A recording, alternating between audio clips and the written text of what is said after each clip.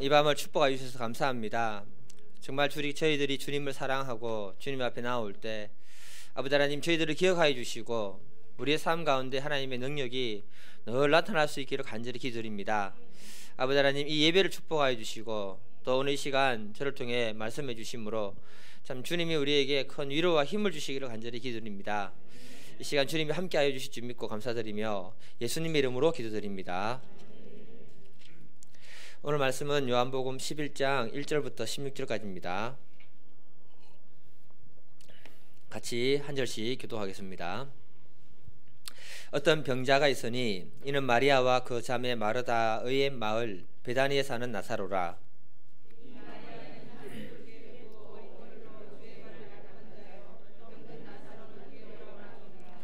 이에 그 누이들이 예수께 사람을 보내어 이르되 주여 보시옵소서 사랑하는 자가 병들었나이다 하니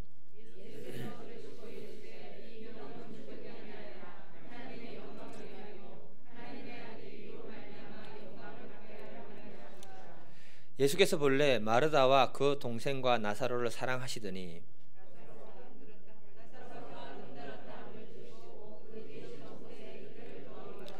그 후에 제자들에게 이르시되 유대로 다시 가자 하시니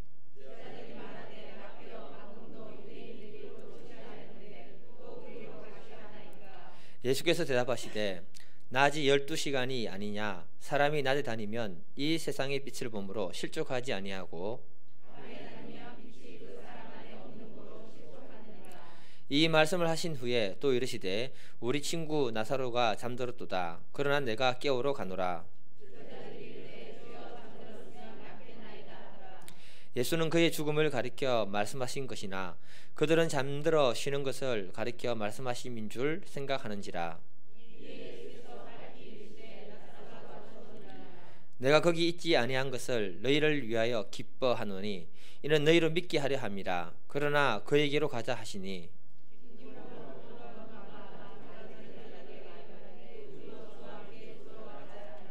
아멘. 본문 제목을 같이 한번 읽어보겠습니다. 시작.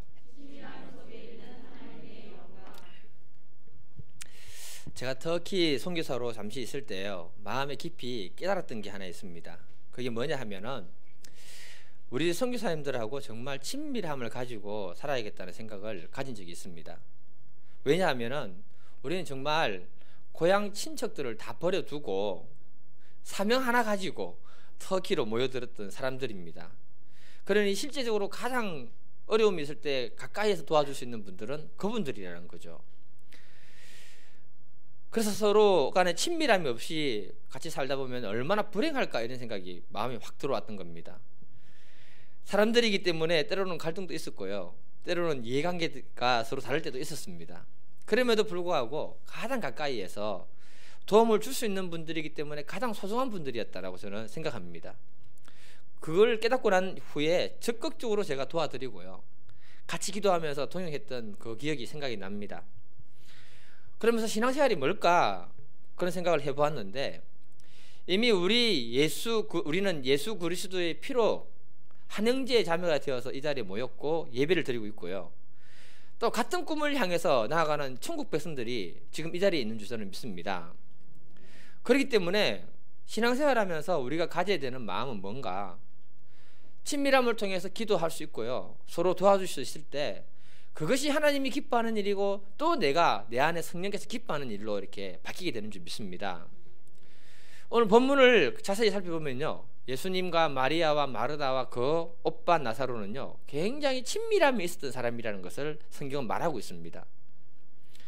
오빠 나사로에게 어떤 문제가 있을 때 그 누이들이 그 친밀함을 가지고 예수님께 도움을 요청하는 장면이 오늘 본문에 있습니다. 오늘 말씀을 통해서 나사로의 사건들이 우리에게 주는 영적인 교훈들이 있는데 그것들을 같이 배우고 같이 누리는 시간이 될 수 있기를 간절히 기도드립니다. 우리 첫 번째 소제목 한번 읽어볼게요. 시작. 평소에 예수님과 친밀한 관계를 형성하라. 요한복음 11장을 보게 되면요 시작부터 재밌는 구조로 시작이 됩니다. 1절을 한번 읽어볼까요? 1절. 1절 시작. 어떤 병자가 있으니 이는 마리아와 그 자매 마르다의 마을 베다니에 사는 나사로라. 시작이 어떤 병자가 있으니 이렇게 시작을 합니다. 아니 이렇게 기록할 필요가 없고요. 평범하게 기록을 하면 베다니에 사는 마리아와 그 자매 마르다의 오빠 나사로가 병들었더라 이렇게 시작하면 그게 평범한 구조입니다. 이게 맞잖아요. 그런데 많은 사람들이 호기심을 가지도록 어떤 병자가 있으니 어떤 병자라고 얘기하면은 여러분들이 그 누굴까 이런 생각이 듭니까 안 듭니까? 안 드신다 하면 안 됩니다. 드신다고 하셔야 되는 거예요. 그런 구조로 시작하고 있다는 겁니다. 그리고 3절에 보면요, 주여 보시옵소서 사랑하는 자가 병들었나이다. 이 표현도 보게 되면요, 사랑하는 자가 병들었다. 도대체 우리 주님이 얼마나 사랑했길래 이 사람들이 표현할 때 사랑하는 자가 병들었나이다 이렇게 얘기하냐 이거죠. 이런 의미 좀 안 듭니까 여러분? 죄송합니다. 저만 들어서. 그러니까 왜 사도 요한이 이런 구조로 요한복음 11장을 시작하는가 하면요, 그래서 오늘 본문을 통해서 우리에게 전달하고 싶은 어떤 메시지가 있다는 거예요. 그게 뭐냐? 아무리 하나님의 사랑을 받는 사람이라 할지라도 죽을 것 같은 어려운 문제는 있다. 이해가 되십니까? 우리가 예수님을 오랫동안 섬기고 주님의 몸된 교회를 위해서 충성했기 때문에 우리는 이미 주님이 굉장히 사랑하는 존재라는 것을 주님 말하고 계십니다. 그럼에도 불구하고 이런 믿음의 사람들에게도 어려움과 문제는 다가올 수 있다라고 말해주는 겁니다. 그래서 늘 우리들이 생각해야 되는 건 뭐냐면, 믿음 생활을 우리가 잘해도 우리의 삶에는 어려움이 있을 수 있고 마귀는 우리를 시험할 수 있다. 이것을 늘 가져야 되는 겁니다. 이런 시험과 어려움들이 벗어나는 방법은 딱 하나밖에 없습니다. 뭡니까? 예, 여기를 떠나서 주님의 나라 가는 것 외에는 없습니다. 예. 제가 늘 강조하는 것이지만은요, 하나님은 살아계시고 나를 사랑한다면 왜 이런 문제가 나에게 있을까, 우리 교회에 있을까, 이렇게 하면서 시험 들면 곤란합니다. 이 땅의 존재들은 한식인 존재들이고 영원한 것은 없습니다. 그리고 완벽한 것도 없습니다. 심지어 주님의 핏값으로 세운 이 교회도 마찬가지인 겁니다. 지상의 교회는 완전한 교회가 없다는 거죠. 지상의 교회가 완전하지 않는 이유가 있습니다. 그 이유가 뭔가 아십니까? 제가 여기 있기 때문에 그렇습니다. 그리고 여러분들이 여기 계시기 때문에 그런 거예요. 예. 주님이 핏값으로 산 교회, 주님의 핏값으로 산 우리들도 굉장히 사랑하지만 우리의 삶에 우리가 감당할 수 없는 어려운 문제가 있다는 것을 전달해 주는 겁니다. 이때 나의 예수님과 나와의 친밀함이 어떠한가에 따라서 그 문제를 접근하는 방법이 달라지게 된다. 이 얘기를 해주는 겁니다. 오늘 본문을 보면은 마리아와 그의 가족들이 예수님을 얼마나 사랑했는지 그 표현을 2절에 이렇게 말합니다. 2절에 보면요, 같이 읽겠습니다. 예, 시작. 이 마리아는 향유를 주께 붓고 머리털로 주의 발을 닦던 자요, 병든 나사로는 그의 오라비더라. 이 말씀은 요한복음 12장에 나오는 사건을 갖다가 미리 앞당겨서 기록해 놓은 거예요. 무슨 말이냐 하면은 굉장히 예수님을 사랑했다는 것을 강조하기 위해서 얘기하는 겁니다. 저 뒤에 좀 꺼주시면 감사하겠습니다. 예. 숨을 딱 들었을 때 뜨거운 연기 싹 들어오니까 마리아가 주님을 얼마나 사랑했으면 비싼 향유로 예수님 발을 씻기고, 물로 씻기는 건 이해가 됩니다. 향유로 씻기고 그것도 모자라서 긴 머리털로 예수님이 발을 닦아 주었다. 굉장한 사건입니다. 여자에게 있어서 이 머리털은요, 자존심과 같습니다. 여자분들이 헤어스타일 바뀌었을 때 남자들이 빨리 못 알아주면 굉장히 기분 나빠하는 거 아시죠? 예. 그 자존심과 같은 그 머리털로 예수님이 발을 닦였다. 그 행동은 예수님과 얼마나 친밀한 관계였고 예수님을 얼마나 사랑했는가를 몸으로 보여준 사건이라는 것을 말해주고 있는 겁니다. 다시 말해서 내 자존심보다 더 귀한 분이 예수님이었다. 이 말을 갖다가 이 마리아가 행동으로 보여준 거예요. 세상에서 제일 내려놓기 힘든 것이 뭡니까 여러분?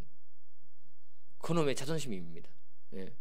그런데 내 자존심보다 주님을 더 사랑했다는 겁니다. 많은 사람들이 말하는 것이 뭐냐? 이 자존심이 나의 마지막 보루다. 그런데 정말 주님 사랑하게 되면은 그 자존심도 내려놓게 된다. 이 얘기를 하는 거예요. 내가 주님을 사랑하기 때문에 내 자존심 내려놓고 다른 사람을 숨길 수 있는 힘이 주어지게 되는 겁니다. 자존심이 있으면 사람들을 숨길 수가 없더라고요. 우리가 서로 사랑하는 사이가 되면요, 자존심이 있을까요, 없을까요? 부부간에 있다 하면요, 아직도 진짜 사랑하는 존재가 아니다, 이렇게 말할 수 있는 겁니다. 은혜 사모님은 없죠?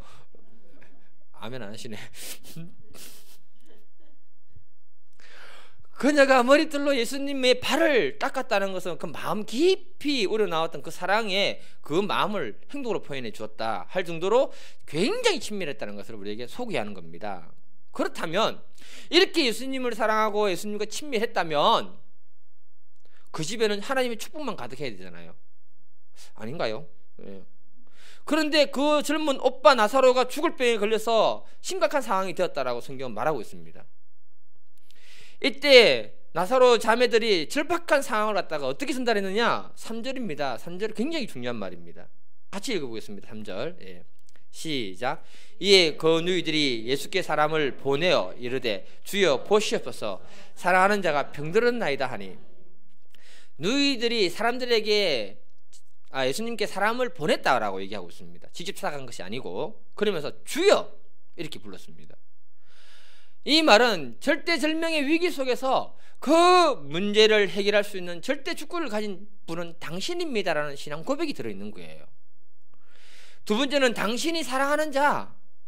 이 말에서 예수님 당신이 도와주지 않으면 안 되는 절대적인 이유를 갖다가 딱 얘기하고 있다는 겁니다. 세 번째는 병들었나이다. 그 사람의 형편과 문제를 정확하게 예수님에게 얘기해 줬다는 거죠. 오늘 말씀에서 마리아와 마르다가 어떤 마음으로 예수님을 의지했고 초청하고 있는지를 배워야 되는 겁니다. 주여라는 말은요, 그 문제를 해결할 수 있는 절대 주권자는 예수님이라는 것을 인정할 때 나올 수 있는 로더십의 고백이라는 겁니다. 우리들의 삶에 정말 어려운 문제는요, 사람이 도와줄 수 없습니다. 이때 그 문제의 절대 주권자인 하나님을 온전히 인정하는 믿음과 그 신앙의 마음이 있느냐 없느냐, 이게 굉장히 중요하다는 거죠. 예수님은 이 문제 때문에 결국 나사로 집에 가서 나사로를 도와줍니다. 그리고 대화하면서 이런 말을 합니다. 요한복음 11장 25절 26절을 보면은 예수께서 이르시되 나는 부활이요 생명이니 나를 믿는 자는 죽어도 살겠고 무릇 살아서 나를 믿는 자는 영원히 죽지 아니하리니 이것을 내가 믿느냐? 이미 죽어있는 나사로를 향해서 그 말씀을 선포했던 거거든요. 이 말의 핵심은 예수님 자체가 부활이고 생명이라는 겁니다. 그래서 지금 예수가 있는 곳에는 생명이 있고, 지금 예수가 있는 곳에 부활이 있고, 지금 예수가 있는 곳에 모든 문제 해결할 수 있는 절대 주권자인 하나님이 계신다, 이 말을 하는 겁니다. 그래서 저와 여러분들이 삶의 모든 문제 속에서 주님을 향한 로더십을 인정하는 믿음이 필요하다는 거예요.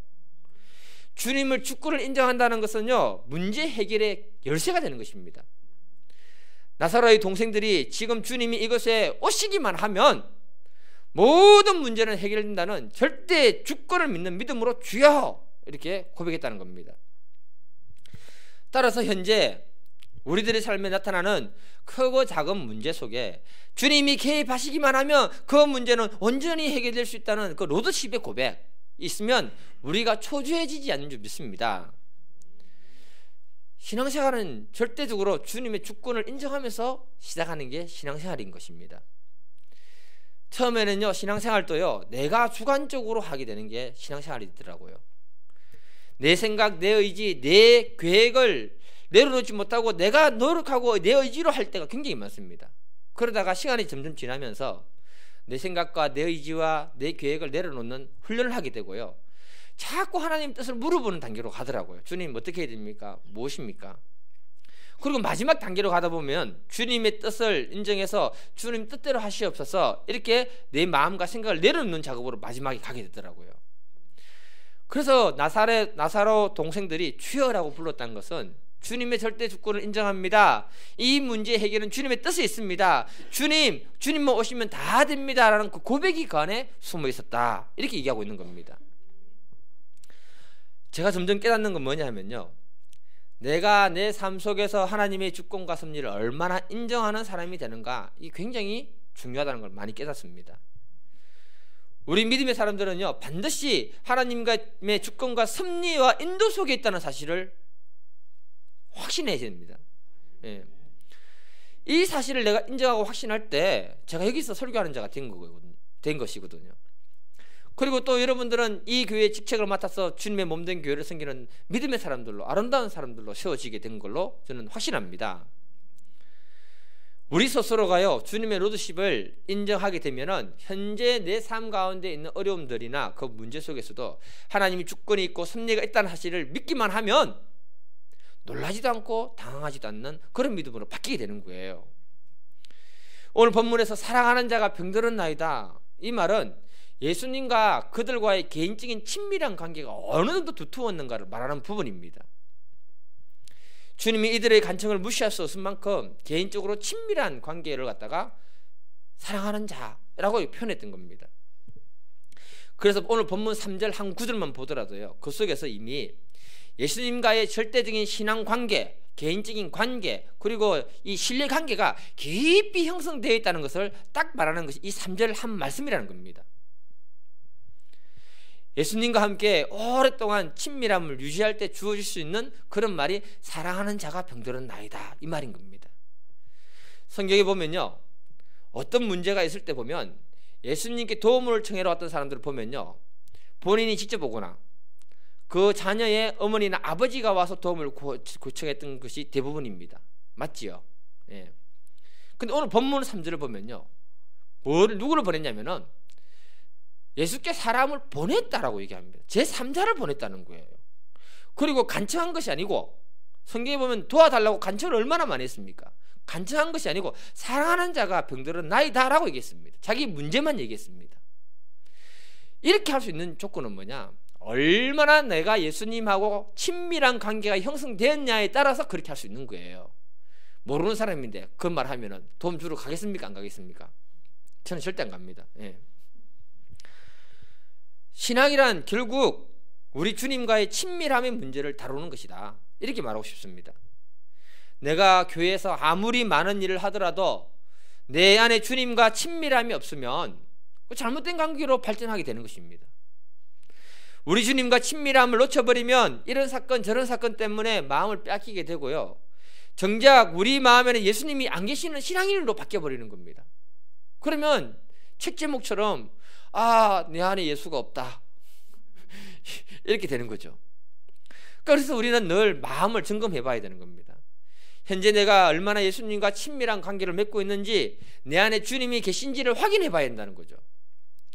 하나님과의 친밀한 관계를 통해서만이 우리가 신뢰관계가 형성이 되고 믿음이 자라게 되는 것입니다. 마치 뭐하고 똑같은가 하면요, 엄마가 아기를 놓잖아요. 아기 놓고 나면은 몇 년간이 중요한 것입니까? 보통 3년까지가 굉장히 중요합니다. 왜냐하면 그때 엄마하고 아기가 애착관계가 형성이 되거든요. 그래서 엄마가 젖을 물리는 거나 아버지가 아기를 안아주고 다독거려 주거나 아기하고 같이 놀아주거나 이러는 시간이 절대적으로 필요한 겁니다. 우리 보혜가 뭐라고 하느냐, 아빠하고 내하고는 이때 애착관계가 잘 형성이 안 됐기 때문에 지금 내가 튕기고 있다 분명히 이렇게 얘기했습니다. 이게 어디서 주워들어가지고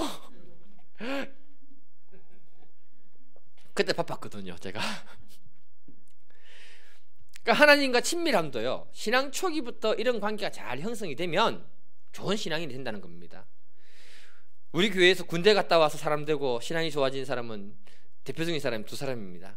김차영 집사님과 제가 대표입니다. 예. 그 전까지는요, 우리들 보고 뭘 했냐면은 쟤네들이 예수를 제대로 믿기는 하겠나 굉장히 불신적으로 눈으로 봤습니다. 예. 그건 얼마나 훌륭한지 몰라요. 예. 예, 한 사람 마음에 하시네. 근데 제가 이렇게 예수를 믿게 된, 예수님과 깊은 관계를 맺게 된 게 뭐냐면 군대에서 고생을 많이 하면서 그랬습니다. 어려움이 오니까 기도할 수밖에 없고요, 기도할 때마다 하나님이 기도 응답을 하시는 거예요. 기도 응답 처음 받을 때 신기한 거 아십니까, 여러분? 그게 반복적으로 될 때 하나님이 나의 기도를 들으시는구나, 그 믿음이 쌓이면서 주님과 나와의 친밀한 관계가 형성이 되더라고요. 그래서 그때 그 군대에서 나의 어려움은요, 영적으로 나에게 성숙하고 하나님 만나는 축복이었다는 겁니다. 신앙이란 결국 어떤 문제 속에든지 주님의 주권을 인정하고 그 속에서 주님과의 관계성이 진밀해지면 부담 없이 주님께 도움을 요구해 줄 수 있다는 겁니다. 예. 이런 친밀한 신앙을 형성한 믿음의 사람이 되면 어떤 사건이나 어떤 문제 앞에서도 두려워 떨지 않게 되는 줄 믿습니다. 제가 기도 중에 하나님께 도전을 받아가지고 좀 기도를 새롭게 해야 했다고 이제 산기도를 시작했었는데, 저도 사람인지라 밤에 혼자 산에 올라가서 처음 기도할 때는 좀 무서웠어요. 예. 제가 왜 그런 기도를 시작하게 됐냐면, 여러 사람이 이렇게 기도하고 이렇게 하는 것도 중요한데, 그거하고 혼자 밤에 산에 가서 기도하는 것하고 여러분 생각에는 어디가 더 집중력이 좋을 것 같아요? 혼자 밤에 산에 집중력이 달라집니다. 한 번씩 바람이 불면 솔바람 소리, 으스스한 바람 소리 아시죠? 밤에 가서 들어보시면 압니다. 그리고 동물들이 움직이는 소리 들리거든요. 뒷산에 멧돼지 있는 거 아십니까? 있습니다. 그러면 순간적으로 저도 긴장이 되고 무섭더라고요. 근데 기도하면서 말씀도 묵상하고 찬양도 부르고 혼자서 북치고 장구치고 막 하다 보면 내가 하나님 안으로 쑥 들어갈 때가 있더라고요. 친밀한 교제를 나눌 때 세상이 뒤집어도 내 마음의 평안함은 빼앗아갈 수 없는구나, 그걸 제가 그때 깊이 경험했습니다. 그리고요, 말씀을 묵상하면서 찬송을 하면서 주님과 함께 산행을 하는데요, 달빛 아래 그 산이 얼마나 아름다운 거 아세요? 꼭 데리고 가고 싶습니다. 달빛이 있을 때 너무 아름다워요. 이때 주님과 굉장한 친밀감이 형성되는 것을 봤습니다. 신앙생활은 결국 우리 주님과 나와 어떤 친밀한 관계를 개인적으로 맺어가는가가 결정되어지는 것입니다. 오늘 본문에서 나사로의 누이들이 예수님과 친밀했기 때문에 주여 사랑하는 자가 병들었나이다, 이 한마디로 주님께 도움을 요청했다는 겁니다. 우리가 이런 믿음의 관계로 발전할 수 있기를 간절히 기도드립니다. 두 번째 소제목 읽어보겠습니다. 두 번째, 시작. 하나님의 관점에서 보면 하나님의 영광이 보인다. 죽은 나사로의 이야기를 듣고 이렇게 반응하십니다. 4절에 보면요, 예수께서 들으시고 이르시되 이 병은 죽을 병이 아니라 하나님의 영광을 위함이요 하나님의 아들이 이로 말미암아 영광을 받게 하려 함이라 하시니라. 예수님은 나사로의 이야기를 듣고 문제를 보면서 죽을 병이 아니라 하나님의 영광을 위한 문제라고 이렇게 선포를 하십니다. 사람이 볼 때요, 실제적으로 나사로는 죽어가는 질병이었다는 것을 말하고 있습니다. 사람은 죽으면 끝이 납니다, 여러분. 이건 하나님이 우리 인간들의 한계의 벽을 죽음으로 제한해놨기 때문에 그런 것입니다. 그래서 사람의 입장에서는요, 죽음이 가장 큰 절망이라는 것입니다. 하지만 하나님 편에서 보면 그 문제는 죽을 병이 아니라 하나님의 영광을 나타내는 하나의 도구로 쓰임받게 된다. 특히 주님을 사랑하는 자들에게는 그 문제를 통해서 하나님이 영광을 보여주시겠다, 그것은 하나님의 의지적인 표현이라고 저는 해석하고 싶습니다. 제가 깊이 인식하는 것이 뭐냐 하면요, 어떤 문제든지 사람의 눈으로 보면 사람의 해결책이 나오는 것이고, 사람의 눈으로 보면 뭐가 나온다고요? 사람의 해결책이 나오는 것이고, 하나님의 눈으로 보면 하나님의 해결책이 나온다.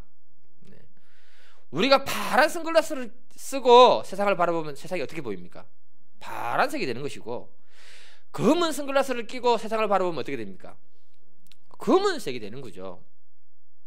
그래서 우리가 어떤 사건, 어떤 문제를 사람의 눈으로 보고 판단하면 사람의 머리에서 나오는 한계적인 해결책이 나올 뿐이고, 반면에 하나님의 눈으로 보면 하나님의 영광을 볼 수 있는 좋은 기회가 된다. 그래서 예수님은 하나님의 눈으로 보고 이 병은 죽을 병이 아니라 하나님의 영광을 위함이라고 선포하셨던 겁니다.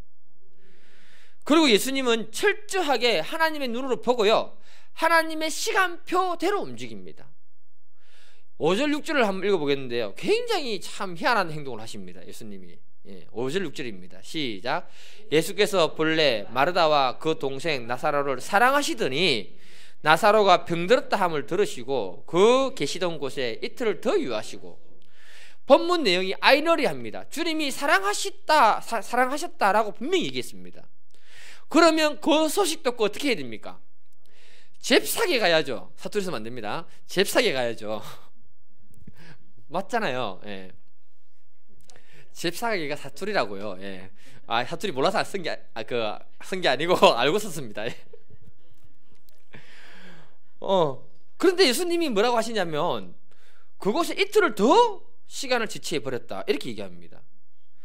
예수님과 나사로가 있었던 거리가 먼 거리였을까요? 성경 읽은 사람은 원래는 압니다. 18절 한번 읽어볼게요. 18절 읽겠습니다. 시작.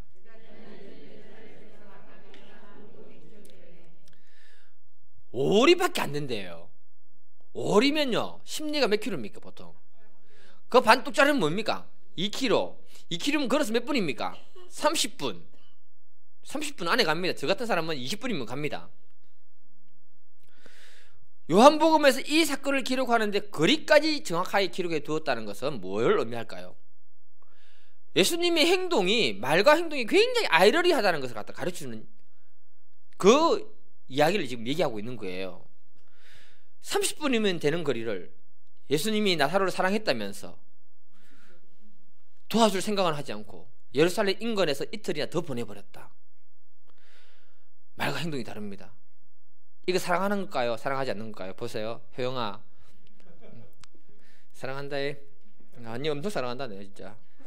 이러면 사랑하는 겁니까? 안 하는 겁니까? 안 하는 겁니까? 안 하는 거죠. 근데 이건요 정말 사랑한다 효영아. 예, 쑥스러워서 못하겠네. 그러니까 이걸 마리아와 마르다 입장에서 생각해보면요 정말 속이 타들어가는 시간인 거예요. 오빠 나사로가 지금 죽어가고 있잖아요. 1분 1초가 지금 시급한 상황입니다. 기다리는 사람 입장을 생각한다면 예수님이 잽싸게 가야 되는 거 아닙니까? 빨리 가야 되는 거 아닙니까? 그런데 예수님이 오지 않을 때 기다리는 사람들의 마음의 생각이 무슨 생각이 되겠습니까? 왜 예수님 빨리 오지 않지? 혹시 잘못 전했나? 전했던 사람을 불러서 확인도 해볼 거고.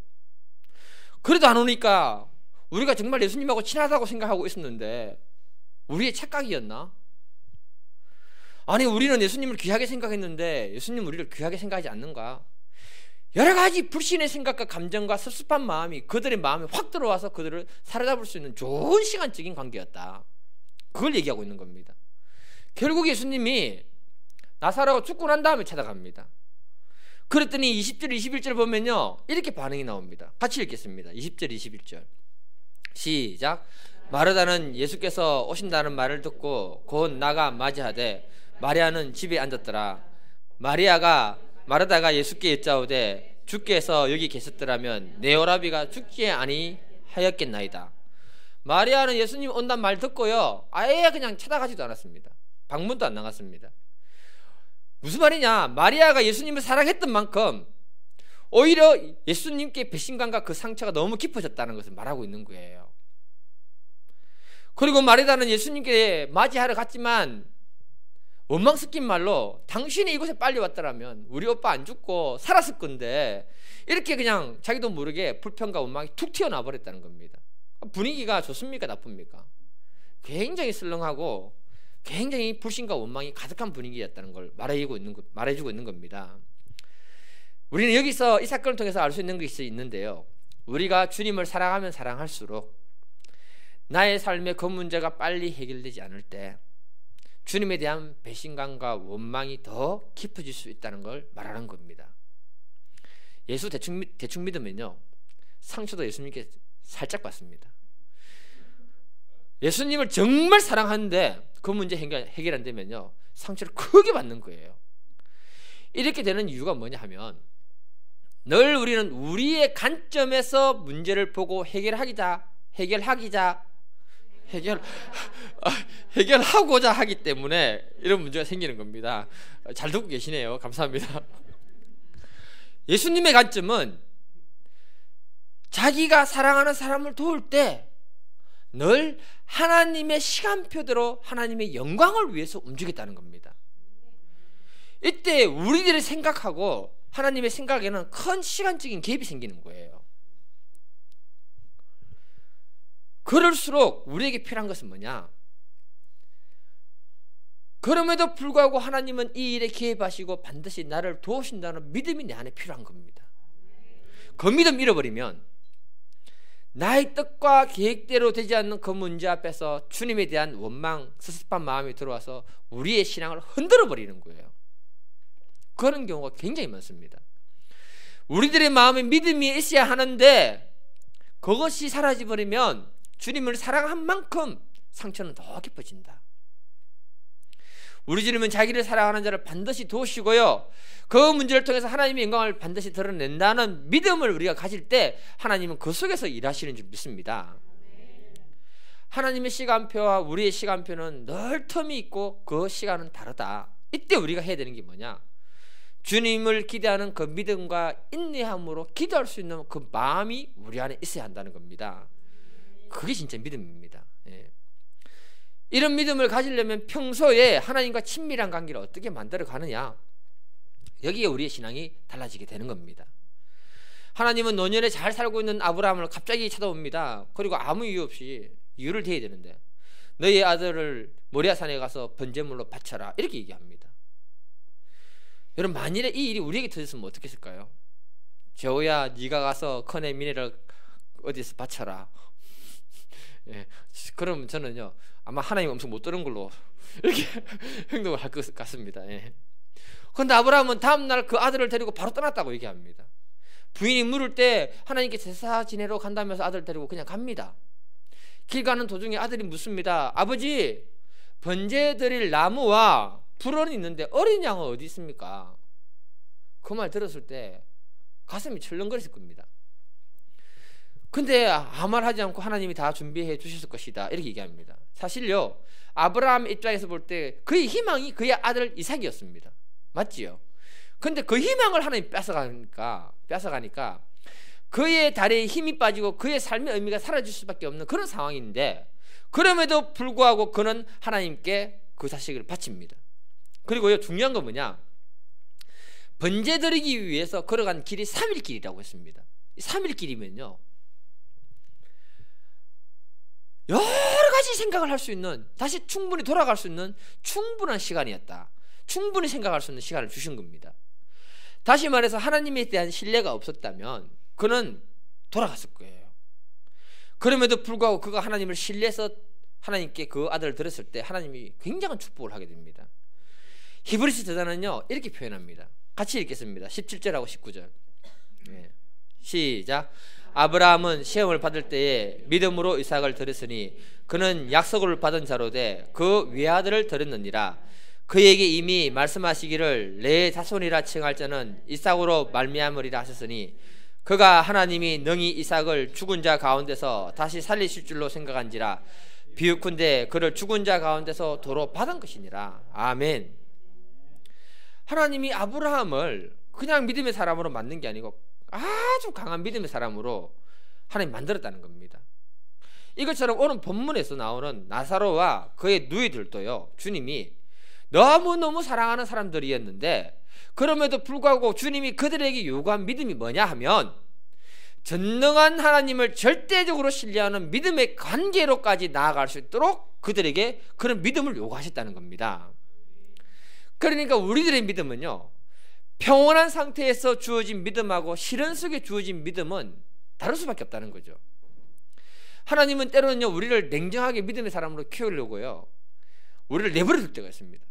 마치 맹수들이 보면은 새끼들이 둥지에서 어느 정도 크고 나면 매몰차게 밀어버리잖아요. 그래야 나는 훈련이 되고 독수리가 되고 그 다음에 저 뭡니까, 독수리 비슷하게 생긴 거 매가 되는 겁니다. 예. 이것처럼 하나님이 때로는요 냉정하게 매몰차게 우리들을 삶의 현장 속에서 내버려 두고요 가혹하게 훈련시킬 때가 있습니다. 그 속에서 우리는 주님을 새롭게 만나면서 우리의 믿음이 새롭게 강화되는 거예요. 만일에 짐승들이 적자 생존을 속에서 자연의 법칙에서 살아남기 위해서 그렇게 강하게 하지 않으면 어느 시간이 지나면 자연 도태에서 다 사라지는 겁니다. 그것처럼 우리 믿음도 이 험악한 세상을 마귀가 얼마나 험악하게 만들었습니까? 믿음으로 승리하기 위해서는요 하나님이 더 강하게 때로는 우리를 믿음을 단련시킬 필요가 있다는 것입니다. 그래서 하나님은 시련과 고난을 우리에게 주시고 강하게 훈련시키시는 거예요. 그것을 이긴 사람은 세상을 넉넉히 이길 수 있는 믿음이 이미 소유된 사람이라는 것입니다. 제가 터키에 갔을 때 처음에 수습했던 일이 뭐냐 하면은, 이거 안 보시겠죠? 예. 요새 선교사님이 저를 너무 강하게 훈련시킨 거예요. 2달간 같이 좀 잘 살았습니다. 터키어 대충 배웠습니다. 예, 2달간. 그러더니 2달 딱 되니까 이제 어디를 찾아가서 거기에서 기숙사 갈 수 있는 신청을 해서, 기숙사를 어디 있으니까 네가 몇 군데 중에 네가 마음에 드는 곳에 찾아가서 기숙사 신청해서 들어가라 그러는 거예요. 난 도와주실 줄 알았어요. 내가 다 하라는 거예요. 2달 됐는데, 여러분 2달 되면 말할 줄 압니까 모릅니까? 길도 제대로 파악이 안 됐었어요. 와, 섭섭했습니다. 그때 오기가 딱 생기더라고요. 그래서 기도하고 제가 알아서 일일이 해결하겠습니다. 그리고는 말도 안 되지, 길도 모르지, 그런데도 제가 그 일을 해냈다는 거 아닙니까? 대단한 사람입니다. 기숙사에 들어갔는데 사감 선생님이 아무도 없는 방을 갖다가 나한테 이렇게 배치를 해놓은 거예요. 며칠 동안 아무도 내 방에 안 들어오는 겁니다. 그래서 제가 사감 선생님 찾아가서 말 안 되는데 학생들이 있는 방으로 배치해달라고 이렇게 바디랭귀 통해 가지고 이렇게 들어갔습니다. 예. 그리고 3달째 되면 이제 또 외국에 이제 한번 이렇게 비자 문제 때문에 나갔다 와야 되거든요. 그리스를 갔는데 그리스 사람들이 제 여권을 보더니 이거는 위조된 여권이다 하면서 저보고 중국 사람이라고 하면서 한국 사람 아니다 하는 거예요. 어디를 보고 그렇게 함부로 그런 말을 하는지. 그리고는 저를 그 나라 못 들어가게 국경에서 딱 이렇게 세워버리는 겁니다. 터키 국경과 그리스 국경은 차로 30-40분 거리거든요. 네, 그때 깨달았습니다. 국제미아가 이런 것이구나. 와, 두려움이 밀려오더라고요. 정말 도와주는 사람이 없을 때요, 내 안에 어떤 생존 본능이 나오더라고요. 그리고 저절로 기도가 나오고요. 하나님이 그런 사건들을 통해서 저를 믿음의 사람으로 키우고요, 내가 상상하지 못했던 어려운 상황들을 통해서 하나님은 나를 갖다가 훈련시켜 나가시더라고요. 지나고 나서 보니까 설교할 때 할 얘기 얼마나 많은지, 그런 것 때문에 하나님이 나를 믿음의 사람으로 만들기 위해서 하나의 프로젝트였다는 겁니다.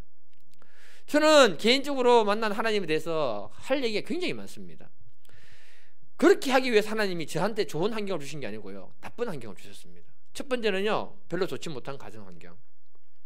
두 번째는 좋지 못했던 군대 환경. 문제는 다 나에게 있습니다만. 세 번째는 외국에서의 삶을 통해서 절대적으로 하나님 아버지가 누구인지를 배우도록 하는 그런 훈련. 그게 내 신앙을 완전히 새롭게 만드는 하나의 좋은 도구가 되었다는 겁니다. 저는 하나님이 저를 통해서 하나님의 영광을 나타내실 줄 믿습니다. 왜냐하면 하나님이 눈으로 보면 지금까지 저를 이끌어 오신 그 일은 그렇게 사용하기 위해서 하나님이 저를 그렇게 훈련시킨 줄 믿습니다. 이것처럼 우리 모두에게 이해하지 못하는 어려운 일들이 있을 겁니다. 그러나 분명한 것은 하나님의 눈으로 보면 그 일이 나중에 하나님의 영광을 나타내게 하기 위한 도구로 쓰임받게 하기 위해서 주어진 문제라는 사실을 받아들일 수 있기를 간절히 기도드립니다. 오늘 이 밤에 우리가 기도하고 돌아가실 때 정말 하나님, 그 사건 그 문제가 내 인생을 전환시키는 멋진 사건들이 될 수 있도록 뜨겁게 기도하고 돌아가시길 바랍니다. 제가 기도하고 찬양하겠습니다.